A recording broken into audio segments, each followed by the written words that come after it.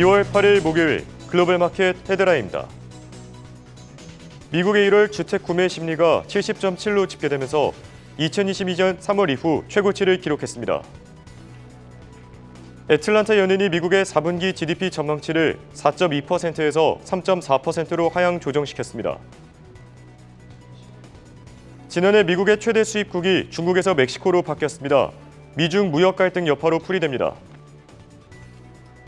독일의 12월 산업 생산이 전월 대비 1.6% 감소하며 예상치를 밑돌았습니다. 쿠글러 연준 이사는 금리 인하까지는 확시가 더 필요하다고 강조했습니다. 또 보스턴 연은 총재는 올해 후반 금리 인하가 적절하다고 평가했습니다. 미국의 10년물 국채 입찰 응찰률이 2.56배로 집계되면서 수요가 양호하게 나타났습니다. 애플이 폴더블 아이폰 프로토타입을 제작 중이라는 소식이 전해졌습니다.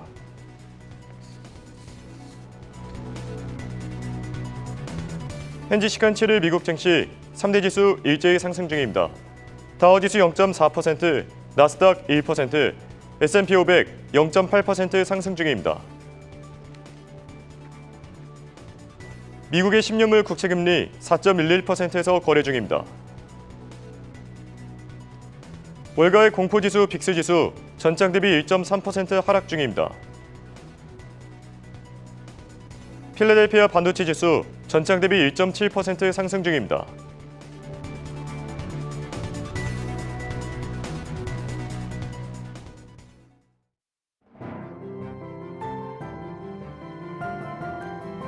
글로벌 투자뉴스의 선두주자 굿모닝 안경 글로벌 마켓 홍성진입니다. 인플레이션과 금리 인상, 거기에 또 경기 침체까지 약 1년 전만 해도 투자자들에게 악몽으로 다가왔던 단어들입니다. 하지만 미국 증시 결국 모든 악재들을 떨쳐내고 이렇게 S&P 500 지수가 5,000선이라는 역사적인 순간까지 다가왔습니다. S&P 500 지수 현재 5,000선 돌파까지 단 1포인트만을 남겨두고 있는데요. 어닝 서프라이즈에 힘입어 오늘 넘어설 수 있을지 함께 지켜보시죠. 한편 오늘 미국 증시 3대 지수 일제히 상승 중입니다. 특히 반도체 섹터에 초록불이 들어온 가운데 엔비디아와 또 AMD 모두 2% 상승 중이고요.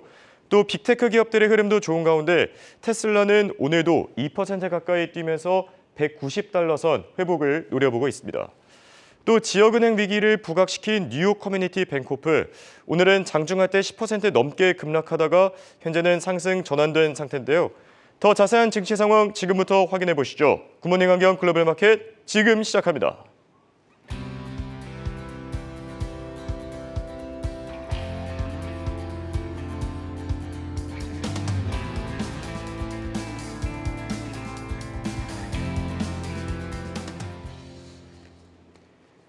밤사이 외신들의 헤드라인을 장식한 키워드부터 체크해 보시죠. 먼저 CNN의 헤드라인입니다. 미국 의회 예산처 올해 재정 적자가 1.858조 달러로 둔화됐다라고 밝혔고요. 또 미국의 1월 주택 구매 심리가 70.7로 집계되면서 2022년 3월 이후 최고치를 기록했고 애틀란타 연은 미국의 4분기 GDP 전망치를 4.2%에서 3.4%까지 낮췄습니다. 자, 오늘의 첫 번째 소식입니다. 재정 적자가 둔화됐다라고 하는데 어떤 데이터도 나왔습니까? 네, 현지 시각 7일 미국 의회 예산처는 새로운 미국 정부 재정 전망을 공개했습니다. 의회 예산처에는 올해 즉 회계연도 2024년도 재정 적자가 1조 5,800억 달러 수준이 될 것이라고 전망했는데요. 지난 5월 예측보다 약 4% 줄어든 수준이며 2023년도 재정 적자인 1조 7천억 달러보다 감소한 수준입니다.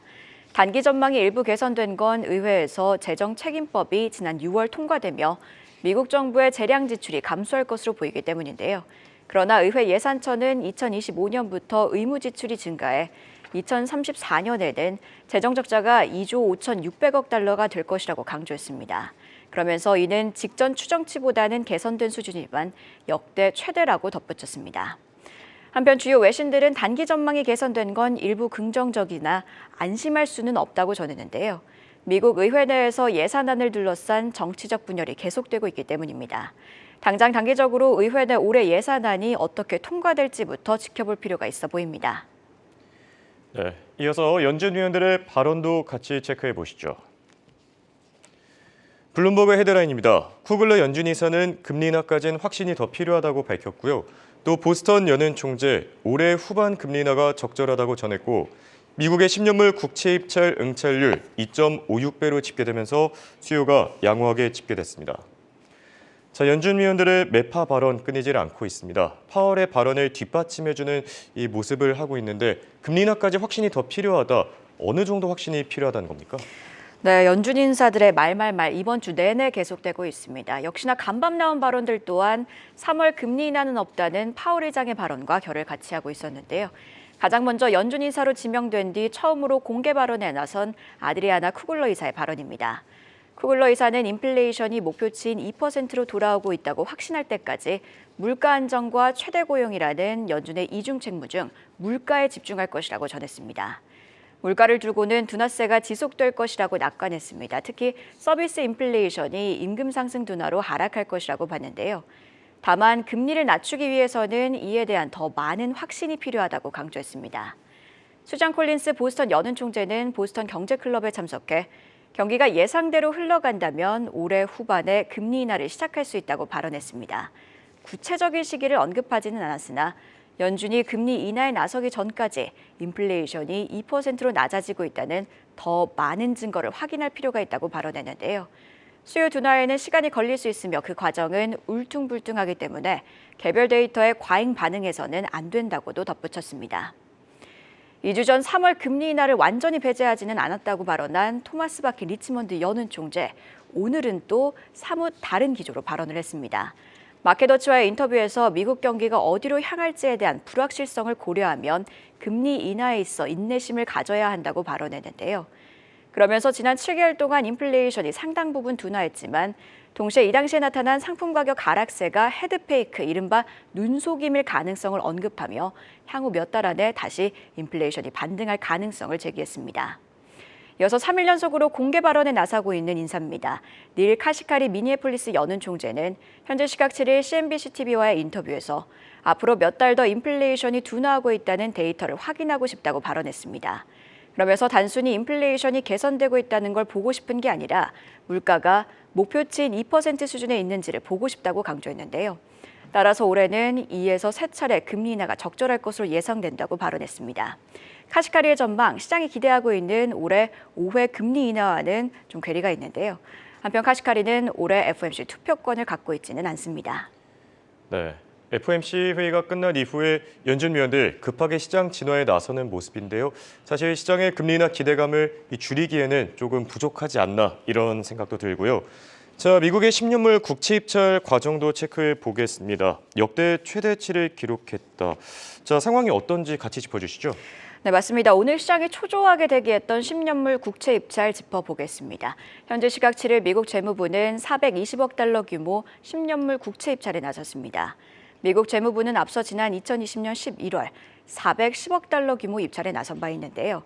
입찰 규모가 420억 달러로 늘어난 건 역대 처음입니다. 따라서 시장에서는 역대 최대 규모의 10년물 물량을 다 소화할 수 있을지 우려 섞인 목소리가 나온 바 있는데요. 우려와는 다르게 결과는 긍정적이었습니다. 입찰 결과 입찰 금리는 4.093%였는데요. 당시 시장 금리는 4.105%였습니다. 즉 시장 금리보다 입찰 금리가 낮아 수요가 견고하다는 점을 시사했고요. 뿐만 아니라 응찰률 역시 2.56배로 작년 2월 이후 최고 수준을 기록했으며 지난 6번 입찰 평균인 2.52배도 웃돌았습니다.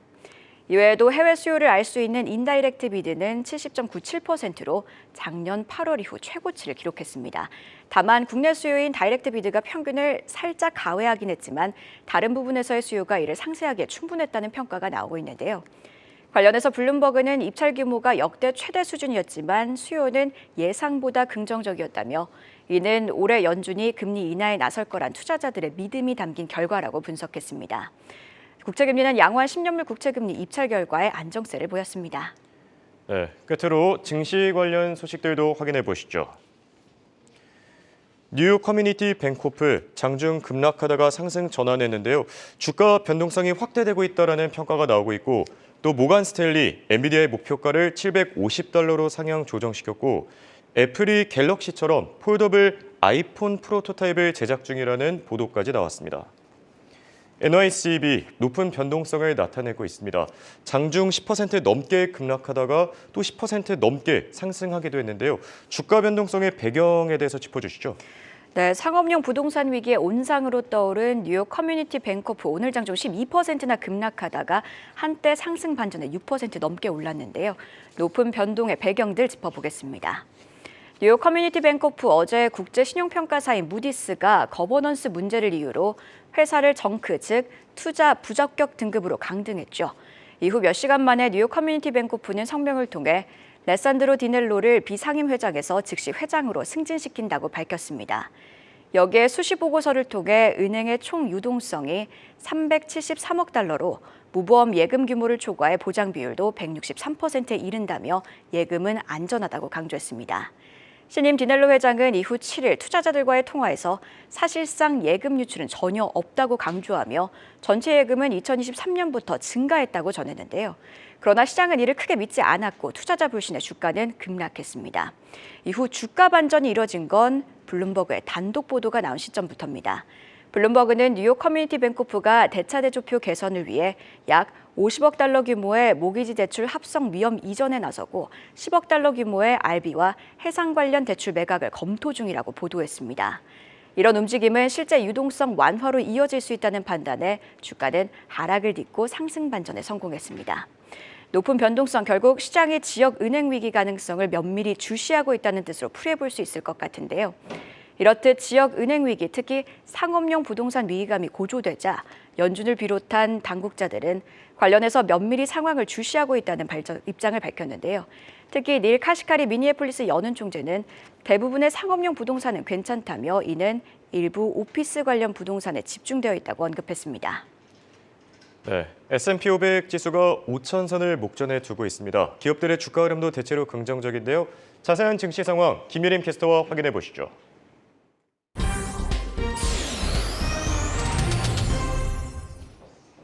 현지 시간 2월 7일, 우리 시간으로 2월 8일 특징주 시황 전해드리겠습니다. 먼저 섹터별 움직임 확인해볼까요? 현재 필수 소비재를 제외하고 일제히 상승 중입니다. 기술주가 가장 크게 상승하고 있습니다. 먼저 애플 소식으로 출발해 보겠습니다. 애플이 폴 더블 폰, 접을 수 있는 아이폰을 출시할 전망입니다. 로이터 통신은 IT 매체인 더 인포메이션을 인용해 애플이 가로로 접히는 아이폰 프로토타입을 2개 모델로 제작하고 있다고 보도했습니다. 아직 개발 초기 단계라 내년 생산 계획에는 포함되어 있지 않지만 최근 아시아의 한 제조업체에 관련된 부품을 문의한 것으로 알려졌는데요. 이에 더해 애플이 최근 애플카 출시를 2028년으로 연기했지만 자율주행 거리를 늘리기 위한 연구는 조용히 진행 중이고 성공을 거두고 있다는 워싱턴 포스트의 보도가 나왔습니다. 미국 캘리포니아 당국의 허가를 받으면 기업들은 도로 위에서 자율주행 테스트를 해볼 수 있는데요. 2022년 12월부터 작년 11월까지 애플의 자율주행 거리가 전년 대비 3배 이상 늘어난 45만 마일을 기록한 것으로 알려졌습니다. 주요 회사 중 가장 큰 상승폭을 보이면서 애플이 애플카 사업에 몰두하고 있는 걸 증명했습니다. 애플은 오늘 장에서 약보합권으로 머물고 있습니다. 오늘도 빅테크 기업의 감원 소식은 이어졌습니다. 아마존이 의료와 약국 사업부문 원 메디컬과 아마존 파머시에서 수백 명을 감원한다고 밝혔습니다. 앞서 아마존은 의료 서비스 업체 원 메디컬을 인수했고 이후 처방된 약을 집으로 배달해주는 아마존 파머시 사업을 시작했었는데요.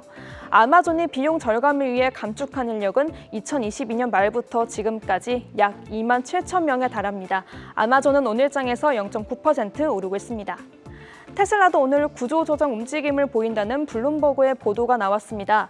블룸버그에 따르면 테슬라는 관리직 직원들에게 매년 2회 실시하는 성과평가를 생략하고 부하 직원들의 직무 중요도를 평가하는 질의서를 보냈는데요. 이에 테슬라도 다른 기업들처럼 비용 감축을 위해 직원들을 해고할 것으로 보인다는 분석이 나왔습니다. 테슬라는 현재 1.99% 오르고 있습니다. 지난달 호실적을 발표했었던 TSMC는 1월 매출도 AI 반도체 수요 증가로 8% 가까이 증가했다고 밝혔습니다. TSMC는 애플과 엔비디아의 대표적인 공급업체인데요. 특히 엔비디아에 대한 강력한 AI 칩 수요가 매출 성장에 견인했습니다. 1분기 매출도 최소 8% 증가할 예정이라 밝혔는데요.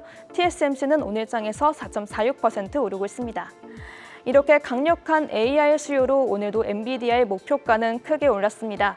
모간 스탠리가 엔비디아의 실적 발표를 앞두고 주가 상승 여력이 10%나 된다며 목표가를 $750로 올렸는데요. 이에 더해 엔비디아는 시스코와 손을 잡고 데이터 센터용 AI 인프라 솔루션을 제공할 계획이라고 밝혔습니다. 엔비디아는 오늘도 52주 신고가를 경신하며 $700 선에 근접하고 있습니다. 엔비디아는 현재 2.85% 오르고 있습니다. 포드는 어제 장이 마감한 후에 4분기 실적을 발표했었죠. 매출과 주당 순이익 모두 예상치를 상회했는데요. 이에 이어 테슬라의 저가 모델, 모델2와 경쟁할 차세대 소형 전기차 출시 계획을 발표했습니다. 대형 전기차에 대한 투자를 줄이고 전기차 모델 종류도 줄여서 차세대 플랫폼을 기반으로 한 소형 전기차에 집중할 것이라 설명했는데요. 포드는 어제 실적 발표 후 시간외에서 6%까지 급등했는데 오늘은 어떤 흐름 보이고 있는지 확인해 보겠습니다. 현재 6% 가까이 오르고 있습니다. 스냅은 어제 장이 마감한 후 부진한 실적을 발표했었죠. 이에 시간외에서 30% 폭락했었는데 오늘도 낙폭을 키우고 있습니다. 최근 발표한 빅테크 기업 실적에서 광고 매출이 대부분 증가한 반면 스냅은 광고 시장 매출이 약세를 보였습니다. 중동 지역 리스크도 한몫했고요. 또 올해 가이던스를 예상치보다 낮게 제시하면서 주가는 급락하고 있습니다. 스냅은 현재 34%대로 내리고 있습니다. 디즈니의 산하 채널인 ESPN과 워너브로스 디스커버리, 폭스가 합작해 올해 가을쯤 스포츠 스트리밍 서비스를 시작합니다. 이 세 회사는 공동 법인을 설립하고 지분을 3분의 1씩 나눠 갖기로 했는데요. 이곳에서 미국 프로농구 NBA를 비롯해 피파 월드컵 경기까지 생중계할 전망입니다. 이에 스포츠 생중계 스트리밍 업체 푸보TV는 장중 25%까지 하락했었는데요.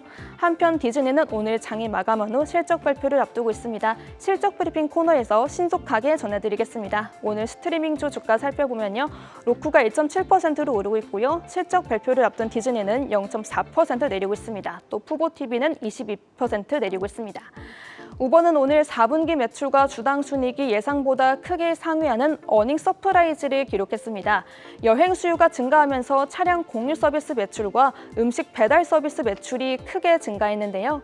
하지만 호실적의 차액 실현 매물이 증가하면서 장 초반에는 주춤하는 모습이었습니다. 현재는 0.5% 오르고 있습니다. 엠페이지는 아쉬운 4분기 실적을 발표했지만 유럽과 아시아에서의 매출 성장을 낙관적으로 보면서 오늘은 큰 폭으로 상승하고 있습니다. 2분기 말에는 제품의 수요가 회복될 것으로 전망하는데요. 현재 엠페이지는 16%로 크게 오르고 있습니다. 알리바바의 4분기 매출과 주당 순이익은 예상치를 모두 밑돌았습니다. 핵심 사업부인 타오바오와 티몰의 매출이 2%대 증가하는 데 그쳤는데요. 가성비 쇼핑몰 테무가 시장 점유율을 높인 영향이 컸습니다. 현재 알리바바는 5.89% 내리고 있습니다. 이어서 오늘 장을 움직인 글로벌 IB들의 리포트도 확인해 보겠습니다. 트루이스트가 일라이 릴리에 대한 투자 의견을 매수로 유지했습니다. 목표가는 $850로 제시했는데요. 마운자르와 젯바운드가 꾸준히 강력한 수요를 나타내고 이에 따른 점유율을 빠르게 확보하고 있는 점을 높게 평가했습니다.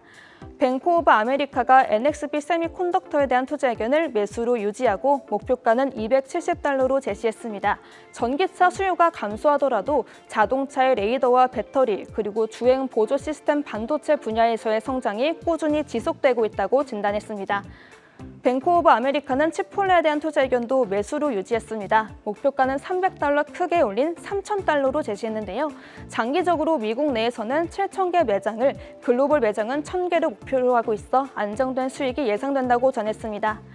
제프리스가 줌 비디오에 대한 투자 의견을 비중 확대로 제시했습니다. 목표가는 $20로 제시했는데요.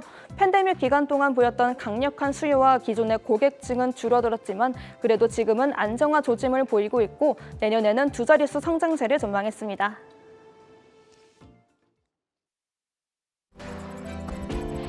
Connect the world. Good morning, 한경 Global Market. 월가의 돈이 되는 트렌드 월렛입니다. 코드 커팅, 유료 방송 가입자가 가입을 해지하고 OTT와 같은 새로운 플랫폼으로 이동하는 현상을 말합니다. 케이블 방송처럼 기존의 유선 방송에 가입하지 않는 걸 두고 선을 끊는다는 식으로 표현했던 것에서 생긴 말인데요. 넷플릭스나 훌루 같은 OTT들이 등장하면서부터 미국에서는 대규모 코드 커터들이 발생하기 시작했습니다. 그래도 그동안 스포츠 채널들은 텔레비전의 마지막 보루로 여겨질 정도로 잘 버티고 있었는데 이마저도 시청자 수가 줄어들면서 미디어 업계를 깜짝 놀라게 한 소식이 들려왔습니다. 디즈니와 폭스 그리고 워너브라더스 이렇게 세 곳의 미디어 공룡들이 연합군을 구축하기로 한 건데요. 올 가을 출시를 목표로 스포츠 스트리밍 플랫폼을 공동으로 설립한다고 현지 시각 6일 밝혔습니다. 조금 더 자세하게 들여다보겠습니다. 아직까지 이 플랫폼의 이름이나 구체적인 요금제 가격은 정해지지 않았는데요. 기존에 월 100달러에 달했던 일부 스포츠 케이블 구독료보다는 저렴하게 책정될 걸로 보인다고 외신들은 전했습니다. 디즈니의 ESPN, 그리고 워너브라더스의 TNT와 TBS, 또 폭스가 보유한 스포츠 채널 FS1과 FS2 등의 채널들이 한 플랫폼에 모이게 되면서 내셔널 하키리그 NBA, 그리고 메이저리그 야구 중계까지 미국에서 인기 있는 대부분의 종목들을 한 번에 즐길 수 있게 됐습니다. 도대체 미국에서 코드 커팅이 어느 정도로 심화하고 있길래 이렇게 경쟁 방송사들이 우월동주하는 상황까지 오게 된 걸까요? 지난 10년 동안 미국의 유료 방송 시청자 수 1억 명에서 5,500만 명까지 줄었습니다. 유료 방송 가입자 수 변동률을 이렇게 그래프로 나타내 봤는데요. 점선으로 표시된 부분이 넷플릭스의 첫 오리지널 시리즈 작품 하우스 오브 카드가 출시된 시점입니다. OTT 역사에서도 중요한 획을 그은 시리즈로 꼽히는데 이때부터 변동률이 계속해서 0 밑으로 떨어지기 시작하죠.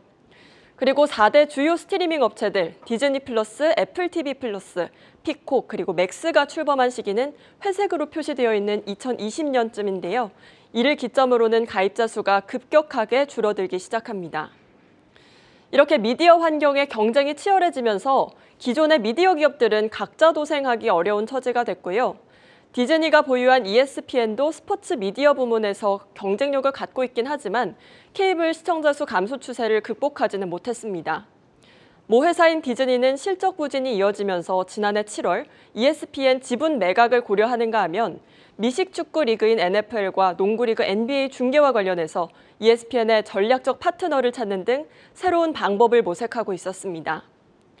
여기에 주요 스포츠 채널을 보유한 폭스와 워너브라더스도 상황은 마찬가지였고요. 이들이 야구 리그인 MLB 중계와 관련한 권리 대부분을 보유하고 있다 보니 이번과 같은 연합 움직임으로 이어질 수 있었습니다. 또 스포츠 중계권 가격이 끝도 없이 고공행진하고 있는 점도 3사가 뭉친 배경으로 꼽히는데요. NBA는 10년 중계권 가격으로 780억 달러, 우리 돈으로 치면 약 100조 원 정도를 요구하는 걸로 알려졌고요. 최근엔 넷플릭스가 50억 달러의 프로레슬링 쇼의 10년 독점 중계권을 확보하는가 하면 2023년부터는 2033년까지 적용되는 NFL 중계권은 아마존 프라임이 약 100억 달러 규모로 계약한 걸로 알려져 있습니다. 이런 상황 속에서 서드브릿지의 제이미 럼리 애널리스트는 힘을 합치면 점점 비싸지는 스포츠 중계권 부담을 덜고 더 많은 시청자에게 접근할 수 있게 될 거라고 말했습니다. 그렇다면 이번 합작으로 디즈니와 폭스 그리고 워너브라더스 주가 움직임은 어땠을까요? 어제 장 마감 후에 나온 이 같은 소식에 시간을 고려해서 디즈니는 1% 정도 하락했지만 폭스와 워너브라더스는 각각 5%, 3% 가까이 큰 폭으로 상승하는 흐름 보였습니다. 하지만 오늘 장 전에 폭스가 부진한 실적을 공개하면서 하락 전환했고요.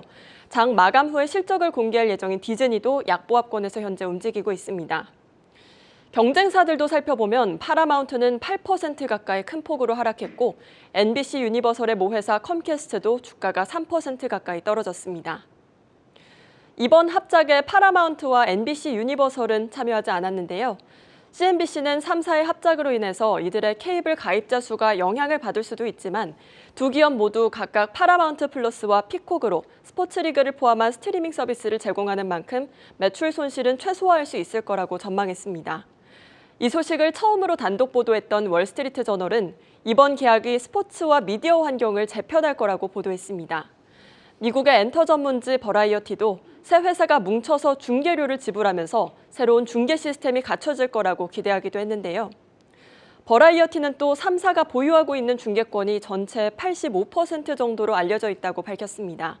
즉 스포츠리그 10개 중에 8개 이상을 이 플랫폼에서 시청할 수 있게 되는 셈인데요. 디즈니와 폭스, 워너브라더스 측은 장기적으로는 스포츠 프로그램의 홈베이스 역할을 할 수 있는 플랫폼 구축을 목표로 하고 있기 때문에 테니스 채널과 같은 독립 네트워크들도 포함시키며 중계권 비중이 더욱 높아질 수 있다고 CNBC는 익명의 기업 관계자를 인용해 보도했습니다. 하지만 한편으로는 OTT의 지분 구조 측면에서 볼 때 그 자체로 위험성을 내포하고 있기도 한데요. 디즈니와 폭스, 워너브라더스가 각각 3분의 1씩 지분을 보유하기로 했는데 디즈니는 이전에도 컴캐스트와 훌루를 공동으로 소유하는 과정에서 불편한 관계가 됐던 바 있습니다. 훌루를 사이에 둔 채 서로의 가입자를 뺏고 뺏기는 경쟁을 하게 됐던 건데요. 결국 지난 11월 디즈니가 훌루의 나머지 지분을 컴캐스트로부터 인수하기로 합의하기로 했던 바도 있었습니다. 빠르게 변화하고 있는 미디어 시장. 이제 스포츠 부문 역시 기존의 케이블 유선 방송 시장에서 스트리밍 시장으로 옮겨오는 모습입니다. 이번 가을에 출시될 3사의 새로운 스포츠 플랫폼이 스포츠 스트리밍 시장에 어떤 반향을 일으키게 될지 지켜봐야겠습니다. 지금까지 월가의 돈이 되는 트렌드 월렛이었습니다.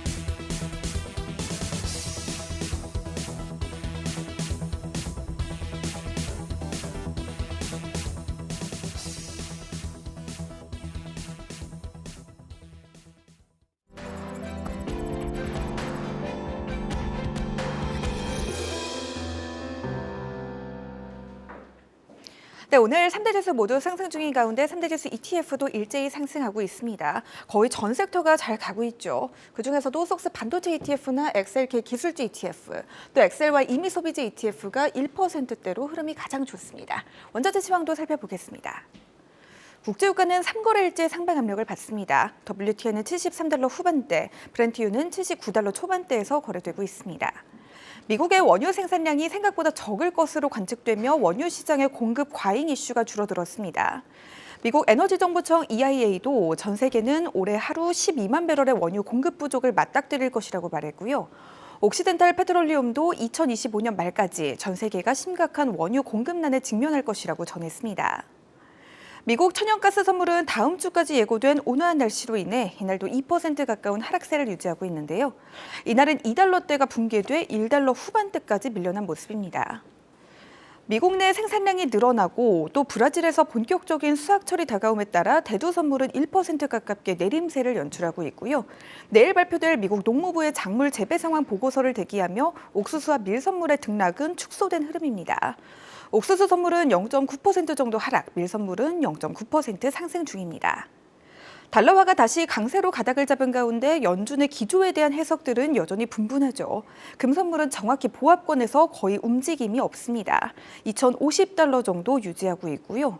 주요 금속 선물들은 이날 독일의 산업지표가 주춤함에 따라 유럽의 거시경제에 대한 공포감이 불거지며 거의 대부분 내리막길을 걷고 있습니다.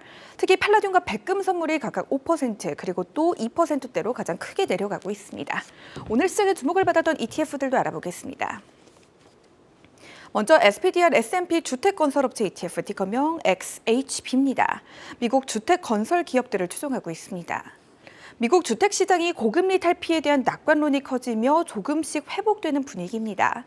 이날 발표된 페니메의 월간 설문조사에 따르면 미국의 1월 주택 구매 심리는 70.7로 집계됐는데요.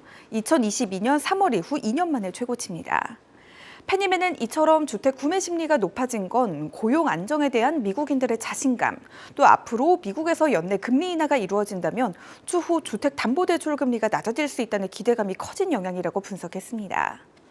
해당 설문의 응답자 가운데 약 82%는 앞으로 12개월 안에 자신이 직장을 잃을 것으로 걱정하지는 않는다고 답하며 전달치인 75%보다 크게 증가했습니다.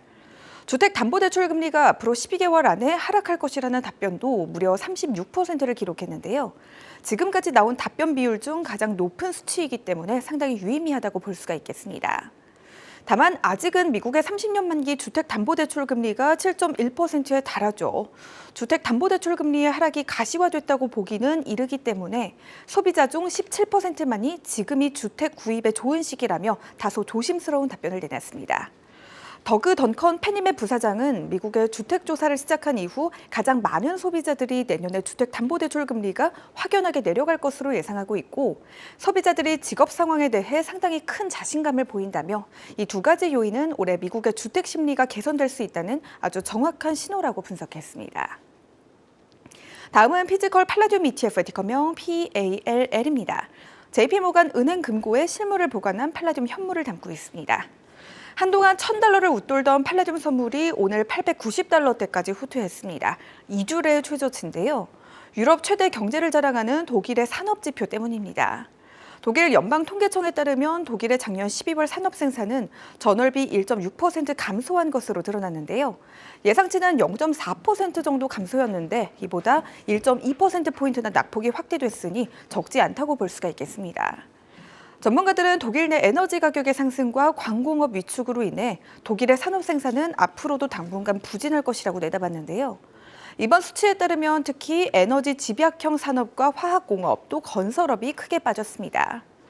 독일의 수출입에 이어 산업 생산 지표까지 급감했다는 건 독일 경제의 중추가 흔들리고 있다는 반증일 수 있다는 평가들이 연이어 나오고 있는데요. 독일의 10월에서 12월 4분기 국내 총생산 GDP가 하향 조정될 수 있다는 리스크도 높아지며 경기 침체 진입 가능성도 확대될 수 있다고 합니다. 또 독일이 유럽에서 차지하는 경제 규모가 워낙 크다 보니 독일의 산업 생산 부진은 유럽 제조업 전체로까지 넓어질 수 있다는 우려도 많은데요. 특히 전기차 업계의 타격이 불가피할 수도 있겠습니다.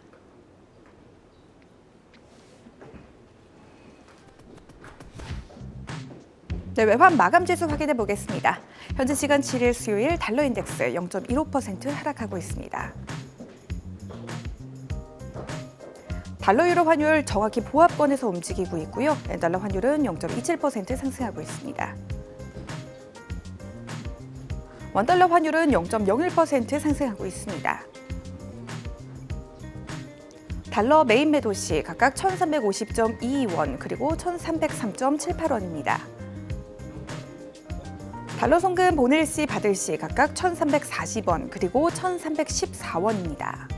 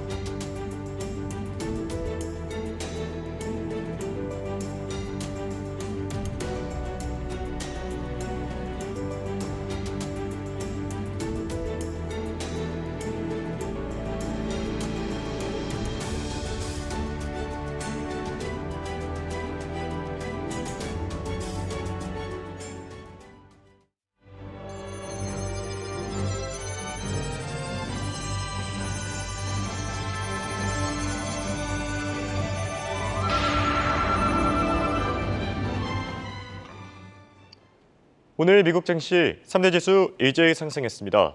다우지수 0.41%, 나스닥 0.95%, 또 S&P 500 지수 오늘장의 주인공이었죠.